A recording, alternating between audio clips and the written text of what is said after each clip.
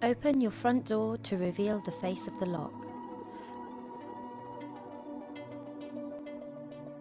Locate the centre screw using the cylinder keyhole as a guide and remove the screw.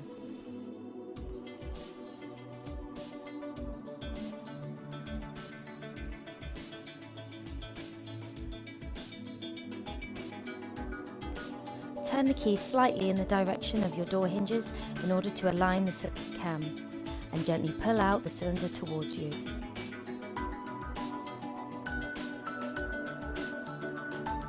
Insert your key into the replacement cylinder and turn the key slightly to align the cylinder cam.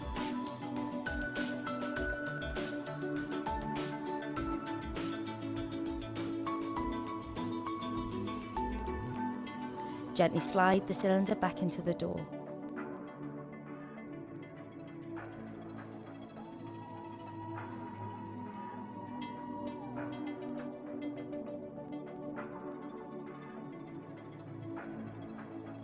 Replace the centre screw and then test the door.